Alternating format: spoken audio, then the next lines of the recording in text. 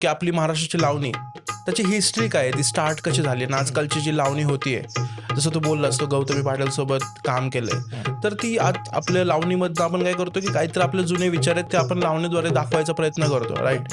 So ते आजकाल कुठे मॅच होतंय का? पूर्वी एक तर म्हणजे पूर्वीचा समाज असा होता की बायकांनी डान्स करणं किंवा नृत्य करणं चुकीचं होतं. हां, सो त्यावेळेस माणसं साडी नेसून तमाशामध्ये काम करायचे. ओके. कारण त्यावेळेस बायकांना एकतर घर आणि मूल आणि संसार एवढ्याच गोष्टी होत्या आणि तमाशात काम करणं म्हणजे नाच गाणं असं ते वेगळी एक त्यांचे फिलॉसॉफी थिंकिंग प्रोसेस होती. पण हळूहळू काळ चेंज झाला आणि नंतर आपण म्हणू विठाबाई नारायणगावकर ज्या मूळ लावणीतनं ज्यांनी स्टार्ट केली एक बाई जेव्हा स्टेजवर आली ती विठाबाई नारायणगाव, तिथनं सुरुवात झाली. विठाबाई नारायणगावकर सगळ्या महाराष्ट्राला माहिती आहेत, कारण त्यांचा एक प्रसंग होता, तुला माहिती आहे का माहित नाही, तरी पण मी सांगू इच्छितो कारण तो सगळ्यांना माहिती आहे. म्हणजे मी काही नवीन सांगतोय किंवा इनोव्हेटिव्ह सांगतोय असं काही पार्ट नाहीये. पण विठाबाई नारायणगावकरांचा एक शो होता आणि शो चालू असताना त्या गरोदर होत्या 9 महिन्याच्या ओके. आणि तशाच त्या नाचत होत्या आणि त्यांना नाचताना त्यांच्या पोटात दुखायला लागलं अचानक आणि नाचतानाचं पोटात दुखायला लागलं कारण शो हाऊसफुल होता, पैसे घेतलेले होते, त्यामुळे कलाकारांना तर नाराज करणं म्हणजे चालणार नव्हतं. तर आतमध्ये गेलं, त्यांनी डिलेव्हरी केली, नाळ दगडाने टेचून काढली. सिरियसली? हो. आणि तशा स्टेजवर आल्या, पूर्ण साडी लखताने भरलेली असून सुद्धा त्या स्टेजवर नाचल्या.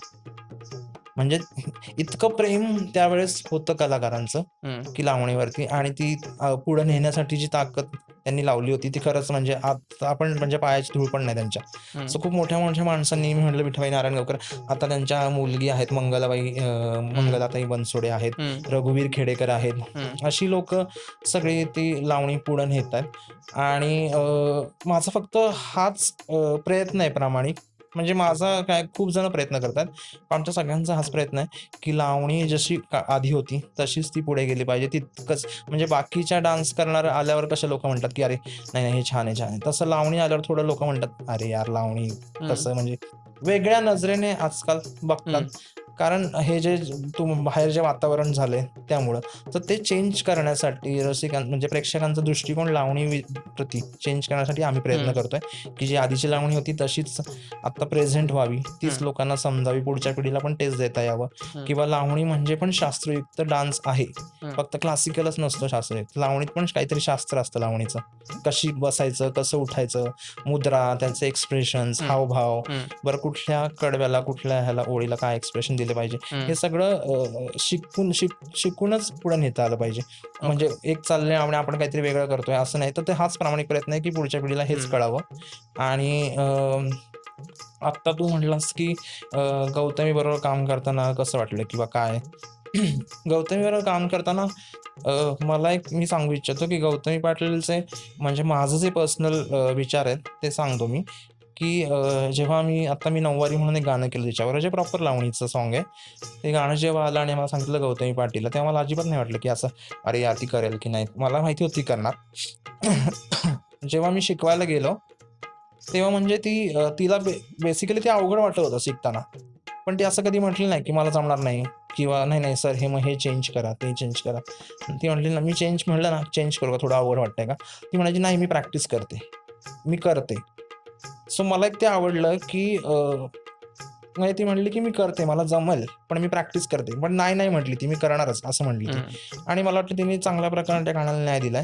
सो मला वाटतं ना, समोर कोण आहे आणि तो काम कसं काढून घेतोय किंवा त्या व्यक्तीला त्या लावणीबद्दल किती प्रेम आहे किंवा त्या ह्याच्यावर किती प्रेम आहे, त्यानुसार ते सगळं घडतं मला असं वाटतं. समोरचा पण तेवढा काढून घेणारा पाहिजे आणि मला नाही वाटत तिने छान छान काम केलं तिने म्हणजे. तर ऍक्च्युली लावणी म्हणजे काय आणि लावणी कशी असली पाहिजे? लावणी म्हणजे लावणीमध्येच लावणीचा अर्थ आहे लावण्य, आणि लावणी म्हणजे प्रेझेंट करणारी लावण्यवती. तर लावणीमध्ये 3 प्रकार आहेत, शृंगारिक आहे, बैठी आहे आणि खडी आहे. खडी म्हणजे जी उभी राहून आपण करतो ती, बैठी म्हणजे जी पूर्ण बसून असते ती, आणि शृंगारिक म्हणजे त्याच्यामध्ये एका स्त्रीचा शृंगार त्याच्यामधून दाखवण्यात येतो की मग तिचे डोळे कसे आहेत, हा. तिने गजरा घातला, तिने हातात बांगड्या घातल्यात, तिचा कमरपट्टा आहे कमरेला, तिची हम्म. घुंगरं आहेत, हम्म. तिच्या डोळ्यात तिने काजळ लावलं. हे सगळं जेव्हा आपण दाखवतो एका लावणी, ती शृंगारिक लावणी होते. ओके. तसे लावणीचे प्रकार आहेत आणि ती वेगवेगळे माध्यम आहे. बैठी असेल तर मग तुम्हाला ती बसूनच करावी लागते, पूर्ण सगळं बसून करायला लागतं हम्म. मला हम्म. पूर्ण. खडी असेल ती मग ती उभी राहून जे आपण प्रॉपर त्याला तोडा असतो, हा. मग सगळ्याची आपण म्हणतो फडाची लावणी म्हणतो. फडाची लावणी म्हणजे स्टेजवर जी आपण करतो ती. तशा लावणीचे वेगवेगळे प्रकार आहेत. ओके. सो तू आता इतके वर्ष झालं तू लावणी करतोय, तुला अशी कोणती गोष्ट वाटते की जी तुला नाही आवडत लावणीमधली, की आजकाल जी लोक करतायत सर्रास आणि ही मला गोष्ट नाही पटत आणि पण होतीये, असं कोणतं आहे का? मला तर एक किस्सा आठवतोय. जेव्हा गौतमीचा व्हिडिओ व्हायरल झाला होता, सगळ्यांनाच माहिती आहे, पहिल्यांदा इथून गौतमी हे काय म्हणत आपण खऱ्या अर्थाने लोकांपर्यंत पोहोचली. तेव्हा मी स्वतः गौतमी म्हणजे आम्हाला सांगितलं होतं की कोरिओग्राफरनी त्याच्यावर कंप्लेंट करा पोलीस. सो मी त्याच्यामधलाच एक कोरिओग्राफर होतो ज्याने कंप्लेंट केली होती. तुम्ही गौतमी पाटील यांच्या हो, विरुद्ध म्हणजे कंप्लेंट केली सिंहगड होती? रोडला आम्ही कंप्लेंट केली, सगळेच कोरिओग्राफर मिळून सगळ्यांनाच सांगितलं होतं असोसिएशन तर्फे की कंप्लेंट करा, कारण ती लावणीबद्दल काहीतरी चुकीचं पसरवती आणि हे. सो मी त्यातलाच एक माणूस होतो, कंप्लेंट केली तेव्हा. सो त्याच्यानंतर बऱ्याच जण म्हणजे मी त्याच्यानंतर लोकांना दिसलो तिच्याबरोबर काम करताना. सो लोकांनी बरंच मला ट्रोल केलं की तुम्हीच म्हटला कंप्लेंट केली आणि तुम्हीच तिच्याबरोबर काम करताय. तर मी तेव्हा पण एक गोष्ट लोकांना म्हटली की मी कंप्लेंट केली तेव्हाची गौतमी माहित नव्हती मला, आणि मी जेव्हा तिला शिकवलं ती गौतमी वेगळी होती, आणि मी जे शिकवलं ते मी लावणी शिकवली तिला. मी काही वेगळं घाणेरडं काम करायला किंवा तसं काही करायला शिकवलं नाही. मी चांगलं व्यवस्थित शिकवलं गौतमीला.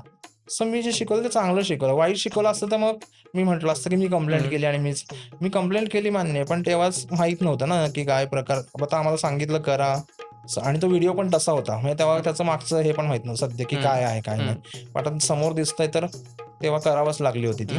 पण त्याच्यानंतर मी सांगतो की मी 2-3 वेळा काम केलं तिच्याबरोबर. सो त्याच्यानंतर तिच्या शिकण्याची खूप हे म्हणजे नाही मी करणार, नाही माझ्याकडनं होईल. सो ते सगळं आहे तिच्याकडे. त्याच्यानंतर ऑब्व्हियसली माझी मानसिकता चेंज झाली, कारण ते स्वभाव पण खूप छान आहे. महाराष्ट्रीयन फोक किंवा काय आहे नेमकं कॉन्सेप्ट ते थोडं मला सांगा. फोक म्हणजे मी तुम्हाला सांगेन की महाराष्ट्रात जे लोक राहतात वेगवेगळ्या भागात, वेगवेगळ्या प्रदेशात, पश्चिम महाराष्ट्र आहे, खानदेश आहे, विदर्भ आहे, मराठवाडा आहे, तर त्यांचे काही तिथले सगळ्यांचे आता काय म्हणत आपण देव वेगळे आहेत, कुलदैवत वेगळी आहेत. तर त्यानुसार मग आपल्याकडे आल्यावर जागरण गोंधळ असतो जो खंडेरायाचा असतो, किंवा मग गोंधळ असतो आपल्या अंबाबाईचा, महालक्ष्मीचा, तिकडे मग येडाईचा आहे.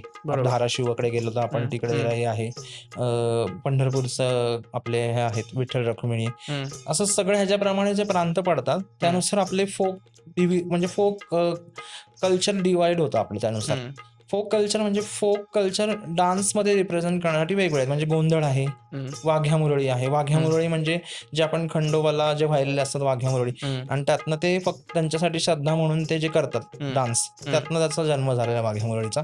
गोंधळ म्हणजे आपण जो लग्नाच्या नंतर घालतो किंवा कुठल्याही शुभ कार्यानंतर घालतो जो गोंधळ, की जिथे आपण सगळ्यांना बोलवतो की नाही तुम्ही गोंधळाला आम्ही हे पवित्र कार्य संपन्न करतोय आणि तुम्ही आमच्या ह्या कार्यक्रमाला हजेरी लावा, असं आपण देवांना तिथे सांगतो. तो गोंधळ झाला. विठ्ठलाचं जे आहे ते विठ्ठल आपण अभंग आहेत त्याच्यावर पण आपण म्हणजे करू शकतो नृत्य प्रकार, तर तो आहे. धनगरी नृत्य आहे, जे लोक धनगर समाजातले आहेत ते संध्याकाळी, त्यावेळेस काही हे नसायचं ना की मोबाईल, टीव्ही, इंटरनेट वगैरे काय, म्हणजे आता त्या लोकांकडे पण मोबाईल आहेत, पण त्यावेळेस मग त्यांना मनोरंजनाचं साधन काय, तर मग रात्री ते एका ठिकाणी जमायचे आणि त्यांच्याकडे ढोल असायचा, तो वाजवायचा आणि त्याच्यावरती एक ठराविक समूहाने ते करायचे, रात्रीचे एंटरटेनमेंट म्हणून करायचे. शेतकरी आहे, जे आपण पीक लावतो ते चांगलं झालं जे खुशीने त्यांना जो आनंद होतो तो त्या गाण्यांमधून ते व्यक्त करतात. महाराष्ट्राची एक मोठी परंपरा लावणी आहे. लावणी तर खूप म्हणजे त्याला काय म्हणतात आपण वैभवशाली परंपरा लाभली लावणीला. ती सुरुवातीपासून म्हणजे पेशवे दरबारापासून ते आतापर्यंत, इंग्रजाच्या काळापासून आतापर्यंत ती चालत आली. मग ती वेगवेगळ्या लेवल म्हणजे माध्यमातून ती सुरत गेली. म्हणजे पूर्वी ती बैठकीची होती, नंतर ती फडाची झाली, खडी, शृंगारिक, असं त्याचा प्रवास होत गेला प्रत्येक काळानुसार. असे महाराष्ट्राचे वेगवेगळे प्रकार आहेत, त्यानुसार ते डान्स फॉर्म आहेत. त्यामुळे ते फोकची एक गंमत आहे की तो काय म्हणत आपला मातीतला प्रकार वाटतो आपल्याला, म्हणजे करायला पण, आणि असं वाटतं की आपण काहीतरी लोकांना सांगतोय पुढच्या पिढीला की हे आहे आपलं, म्हणजे हे पण छान आहे, तुम्ही बॉलिवूड पण करा. अच्छा, तुम्ही डान्सच्या माध्यमातून तुमचे जे जुने आहेत आपली संस्कृती ती आम्ही प्रयत्न करतोय की पुढच्या पिढीपर्यंत पोहोचवण्याची, की त्यांना पण हे डान्स प्रकार कळले पाहिजेत, आणि हे डान्स प्रकार पण तेवढेच छान आहेत जेवढे तुम्ही बॉलिवूड करता किंवा बाकीचे पाश्चात्य जे आहेत ते करतात. इव्हन पहिल्याची जी लावणी होती ती पूर्ण वेगळी, आणि आजकाल रील वरची लावणी आपण बघतो, यामध्ये पूर्ण डिफरन्स आहे. म्हणजे त्याबद्दल तुम्ही काय सांगाल? पूर्वीची जी लावणी ती आपण म्हणून पारंपरिक आहे. पारंपरिक म्हणजे लीला गांधींनी जी केली आहे, मधु कांबीकर, जयश्री गडकर, परत उषा चव्हाण आहेत, परत माया जाधव आहेत, हे सगळी मोठी नाव आहेत, खूप सुरेखा पुणेकर आहेत, खूप मोठी नाव आहेत. त्यांनी म्हणजे ती जपली आहे जी लावणी, ती पारंपरिक आहे. पारंपरिक म्हणजे प्रॉपर नऊवारी साडी नेसवून, घुंगरं घालून, अंबाडा बांधून, नथ लावून, कुठे अंग प्रदर्शन होणार नाही असं, किंवा त्यात काही विभत्स्य किंवा काय म्हणत आपण अश्लील काही असणार नाही असं. पण आत्ताची लावणी आहे ती मला थोडं वाटतं की अश्लीलतेकडे गेली आहे. कदाचित त्याला प्रेक्षक पण जबाबदार असतील ना, फक्त कलाकार. पण प्रेक्षकांना पण कसं असतं, आपण जे जीवनात ते प्रेक्षक म्हणजे घेतात, आनंदाने स्वीकारतात. फक्त आपल्यात पण ती धमक असली पाहिजे की आपण तितक्या स्ट्रॉंगली ते रिप्रेझेंट करू शकू. तर मला नक्कीच वाटतं की पूर्वी खूप छान लावणी करायची, आणि मग तोच प्रयत्न आम्ही करतोय आता. मी पण जो प्रयत्न करतोय की नाही बाबा पारंपरिक लावणी आत्ता सादर करायची, मग भलं मुलगा असू दे, पण मग मी त्यात चांगल्या प्रकारे सादर करण्याचा प्रयत्न करेन. त्यात कुठलाही म्हणजे मी पण आत्ताच्या लावण्यवतीला आम्ही शिकवतो, म्हणजे गौतमीला बरोबर मी गाणं केलंय, ज्योत्सना पाटील बरोबर मी केलंय, मयुरी उत्तेकर बरोबर मी काम केलंय, सायली पाटीलला मी थोडं शिकवलंय. सो माझा हा प्रयत्न असतो की त्यांना प्रॉपर डान्स शिकवायचा, बाकी काही नाही, म्हणजे जी लावणी आहे ती शिकवायची. तर तो मी प्रयत्न केला आतापर्यंत माझ्या कोरिओग्राफीमध्ये.